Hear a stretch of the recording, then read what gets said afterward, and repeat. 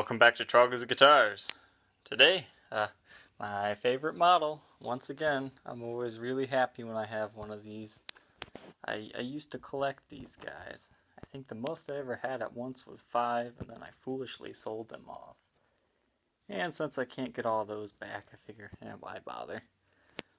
But, once again, this is a Spotlight Special. These were only made in 1983. Yes, there were a few made in 1984. And there's rumored to only be 211 of these. That's completely wrong, but it's quoted all the time as correct. So we'll just go ahead with that.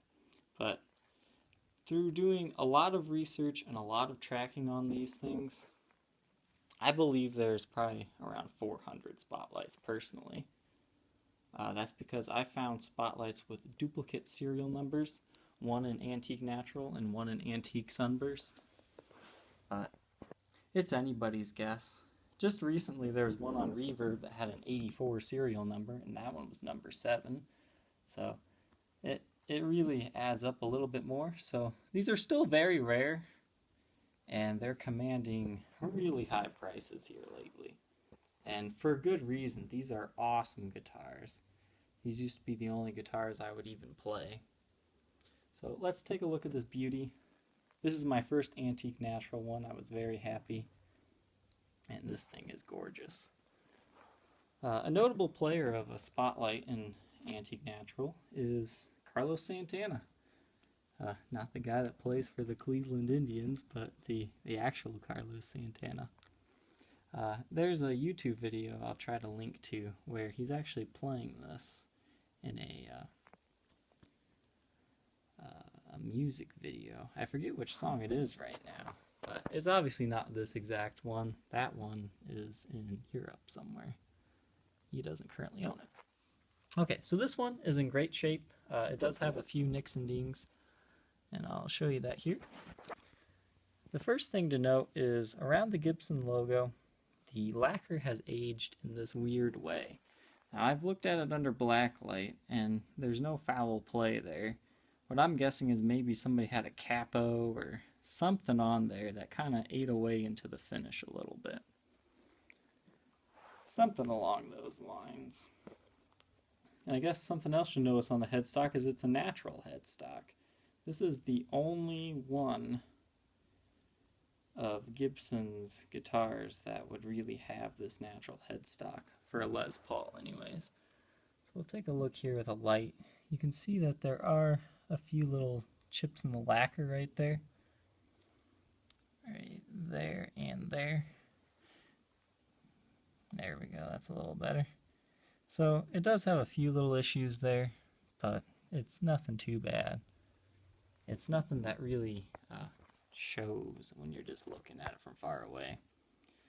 The main thing that shows is the whole Gibson thing, but don't be scared off of this one because of that.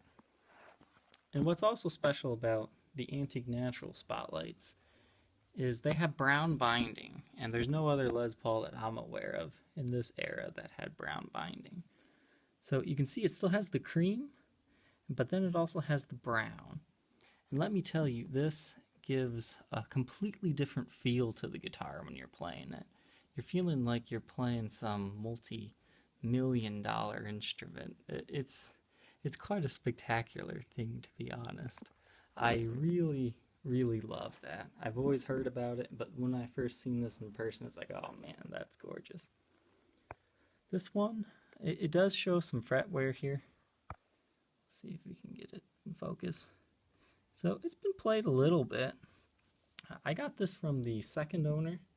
The guy bought it used in '84, and he basically just had it in his closet, except for when his buddies came over, they would play around on it. And then, not too long ago, one of his friends came and said, "Hey, that's a Spotlight Special," and the guy had no clue. And then I came in and I acquired this one for you guys. So this is a gorgeous flame top Antique Natural. Granted, it may not be the most heavily flamed Antique Natural Spotlight I've ever seen, but it's gorgeous. It's got the right amount of flame. Now, it's really hard to see the flame on this side, like camera wise, but there you can kind of see it. It is there, it just doesn't like to photograph very well.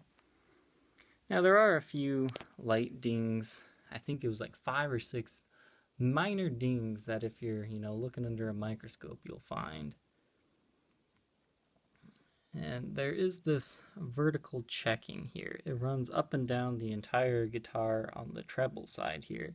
And there's some over here as well. But that's only at certain angles that you'll really see it. So I'm glad it's kind of showing up here. That way you can see what it looks like.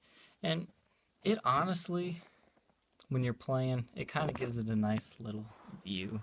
It almost looks like a more wood grain underneath, because that's what I really like about these guitars is the wood grain. Everything's original on this guitar, including the knobs. These are my absolute favorite knobs of all time. And if I ever get a Spotlight and they don't have the knobs, I'm a bad person. If I ever find a guitar that has these exact knobs that aren't Spotlights, I take them off the guitar, because I love those knobs. Now the worst ding is right here on the treble side of the walnut strip. There were a few of these that are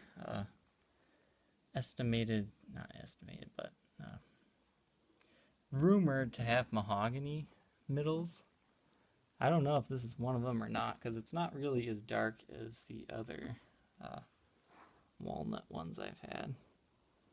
So over here on this side, you can see a few light dings right there in your arm wear area, as well as some picking scratches. There's a ding there. But look at that flame. Just gorgeous. Antique Natural Spotlight will easily take the crown jewel position of your collection. This guy, he's a little under 10 pounds. I think it was 9 pounds, 10 ounces. And this one is number 157 out of the supposed 211.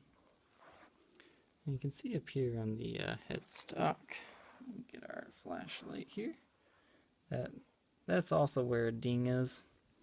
And Gibson in the 80s was really bad with grain filler. That's what that is. It's like a blob of whatever they use. Because you can see how it's kind of yellow where the grain should be.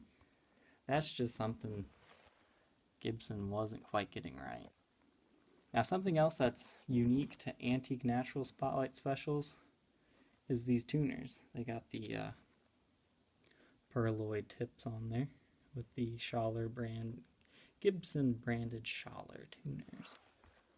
Made in USA, not a factory second or anything. Seen a few Spotlights like that. No breaks, cracks, or repairs. And this guy, surprisingly, has a pretty thick neck. Most of the 7 other Spotlights I've had more of a thinner neck, but this one's definitely thicker. And what I love about this one is that there's flame in this neck. It's really hard to see on camera. We'll see if we can get a good angle. There you go. You see the lines there. This neck does have some flame in it, which is awesome. Flamed mahogany one-piece neck. Now the back of the guitar remains clean in appearance. However, once you get the light on, it was played. There is some light indentation into the clear coat here. But nothing too bad. Inside here, you have one of those ashtray covers over the original electronics. Surprisingly, this ashtray cover is really easy to remove. Sometimes you gotta fight those things, but this one, it was easy to remove. And all the pots in here are 83, which, since this is a later Spotlight, makes sense. Some of your earlier Spotlights will have 2 1980 pots and then 2 1983s. But this one is one of the ones that have the all 1983. And there was a famous guy who built a lot of these. His initials are JL. Unfortunately, this isn't one of JL's Spotlights that he built, because he'll sign it kind of like right in here inside. So unfortunately it's not one of those, but it doesn't really mean anything to the value. It's just, it means something to me. This also has it's the first Spotlight I've seen to come stock with the 80s diamond strap lock straps buttons there. So that's very cool. Now on the side of the guitar you can see there's kind of a black line there. There's also some of that a little bit later on.